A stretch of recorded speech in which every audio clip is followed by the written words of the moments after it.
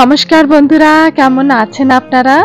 বড়দেরকে প্রণাম ও ছোটদেরকে ভালোবাসা জানিয়ে আজকের ব্লগটি শুরু করছি। আজ হলো শনিবার আর সকাল এখন 5:30 মতো বাজে। উঠেছি প্রায় অনেকক্ষণ আগে, জানেন, 5টার দিকে। আজকে আবার সাত সকালে ঘুমখানা ভেঙে গেল। এ কদিন তো যে হারে সকালবেলাটা মাত্রা ছাড়া বৃষ্টি হচ্ছিল যে সাত সকালে নিজেকে আর লেপের মলার থেকে বের করার ইচ্ছে হচ্ছিল না, কিন্তু আজ অনায়াসে চোখটা খুলে গেল। বহুদিন পর সাত সকালে সূর্যদেবের দর্শন পেলাম তো। আর এখন কড়াতে চাপিয়েছি কিছু কাঁকড়া, অবশ্য সামুদ্রিক কাঁকড়া, কিন্তু খেতে ভারী স্বাদ, জানেন।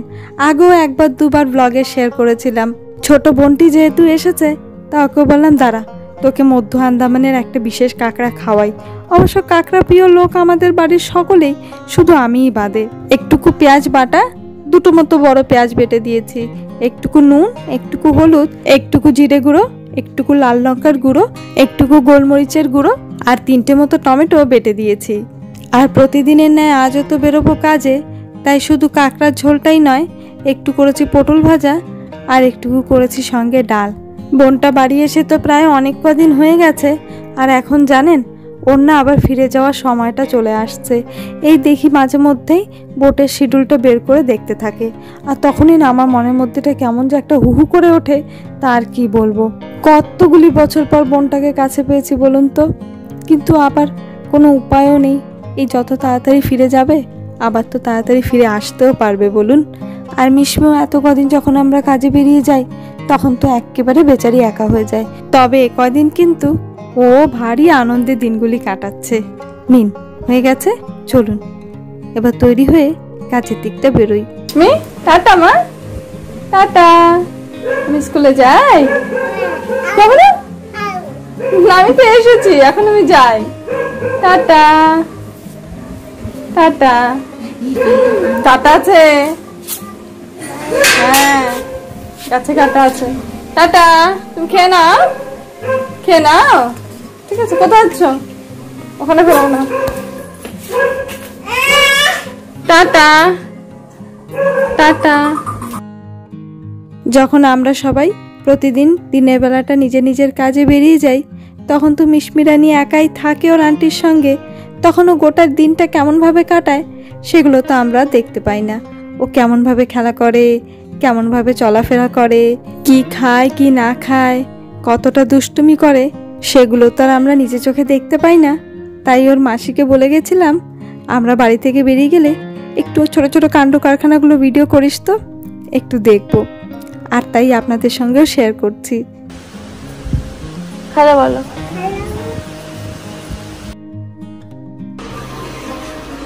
হ্যালো, পাপা কোথায়? তোমার বেবিন কোথায়? বেবিন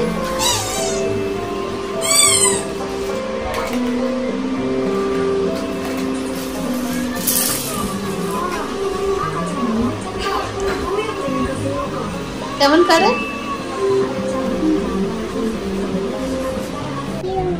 আর yes T T T বলো বিস্মি। T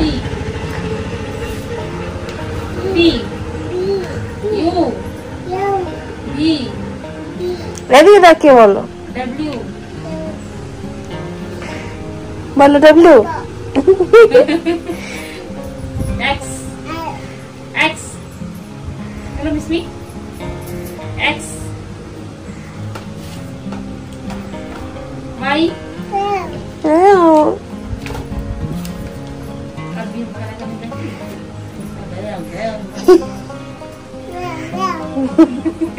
कैसी करते हैं इसमें?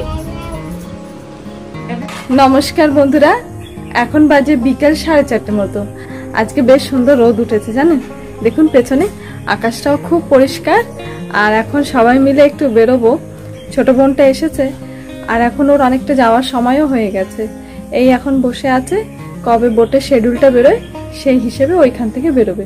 তো যে কোনো সময় বেরিয়ে পড়তে পারে, তাই ভাবলাম একটু আগে থেকে কিছু কিছু জায়গায় ঘুরিয়ে রাখি। তো সবার আগে বেরোবো একটু ওর বাবার স্কুলের দিকে। ওদের ওর বাবার স্কুলটা দেখেনি তো, তাই ওর বাবার স্কুলটা আগে দেখাবো, তারপরে বাজারটা হয়ে বাজারের উপরে পড়বে আমার স্কুলটা, ওটা দেখিয়ে তারপরে একটু সিদের স্কুলের দিকটা যাব, ওটাও দেখি, তারপরে আবার ফিরে আসব। আর এই যে দুই ভাই বোন রেডি, আর এই যে আরেকজন বাবাকে রেডি করাচ্ছে। বাবার জুতো নিজে হাতে বের করে দিচ্ছে। ওটা দাদার মা, বাবা নিজে পরে নিয়েছে বাবার জুতো। পায়ের দিকে তাকিয়ে তাকিয়ে আসো, ঠিক আছে? এই তো শিখে গেছে না?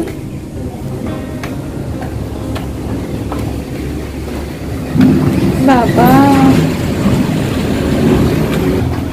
দেখে সামনে তাকিয়ে হাঁটো, সামনে তাকিয়ে হাঁটো।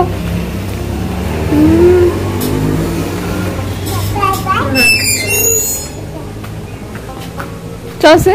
আর এই যে দু ভাই বোন আগে হেঁটে যাচ্ছে, আর আমরা দু বোন এই যে পেছনে। আর আমার বোন ক্যামেরা দেখার আগেই কিভাবে ক্যামেরা ছেড়ে পালানো যায় সেই ফন্দিটাই আগে আটছে। চলুন, প্রায় অনেকটা সময় হয়ে এসেছে, এবার বেরোই। আগেই যাব সিদের স্কুলটা দেখতে। দেখুন কি সুন্দর, রাস্তার ধার থেকে হলুদ কলকে ফুল ফুটে আছে, কি অপূর্ব দেখতে। গোটা রাস্তার নকশাটাই একেবারে পাল্টে গেছে, অপূর্ব। আর সামনে সবুজ সবুজ গাছে তো ঘেরা, যেহেতু আমাদের আন্দামান বলে কথা। তো এই যে সিদের স্কুলের বোর্ডখানা, এই পাশ থেকে রাস্তাটা ভেতরে গেছে, এটা ধরেই আগের দিকটা যাব। ওই যে সামনে যে চালগুলি দেখা যাচ্ছে, ওটাই হলো স্কুল। গোটা স্কুলটা একেবারে গাছগাছালিতে মোড়া, তো তাই তেমন একটা বোঝা যাচ্ছে না বাইরে থেকে। প্রচুর ফুল গাছ আছে জানেন ওদের স্কুলে। তো স্কুলটা যেহেতু এখন বন্ধ, তাই ভেতরটা যাওয়া তো তেমন একটা ঠিক হবে না, তাই বাইরে থেকেই ওর মানিকে দেখিয়ে নিলাম। স্কুলের অবকাঠামোটা দেখতে একটু ছোটখাটো হলে কি হবে, স্কুলটি যেমনি পরিষ্কার পরিচ্ছন্ন তেমনি কর্মঠ তাদের শিক্ষক শিক্ষিকারা, জানেন? আবার স্কুল ছুটি হওয়ার পরে আবার স্কুলে, কেমন লাগলো? অনেক সুন্দর লেগেছে।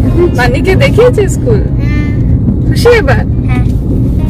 চলুন, সিদের স্কুলটা দেখা হলো, এখন যাব সোজা ওর বাবার স্কুলের দিকটাতে।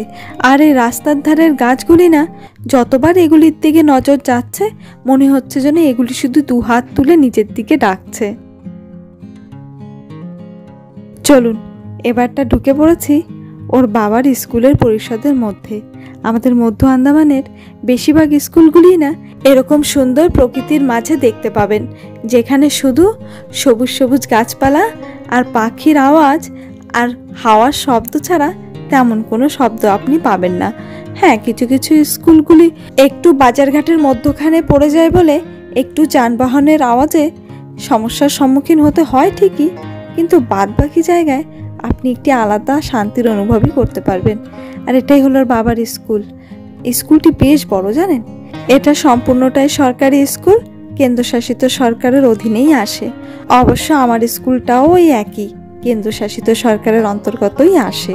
চলুন, কোনো স্কুলের মধ্যেই প্রবেশ করিনি, বাইরে থেকে আপনাদেরকে ঘুরিয়ে নিয়ে গেলাম। এরপরে যদি কখনো কোনো সুযোগ হয়, কোনো অনুষ্ঠান কারণবশত, তখন আপনাদেরকে স্কুলের মধ্যেও ঘুরিয়ে খাড়িয়ে দেখাবো। তাহলে বন্ধুরা, আজকের ব্লগটি এ পর্যন্তই থাক। ব্লগটি কেমন লেগেছে কমেন্টে অবশ্যই জানাবেন। যদি ভালো লেগে থাকে তাহলে একটি লাইক করে দেবেন। দেখা হবে আগামী ব্লগে। ততক্ষণের জন্য ভালো থাকবেন, সুস্থ থাকবেন, সাবধানে থাকবেন। নমস্কার।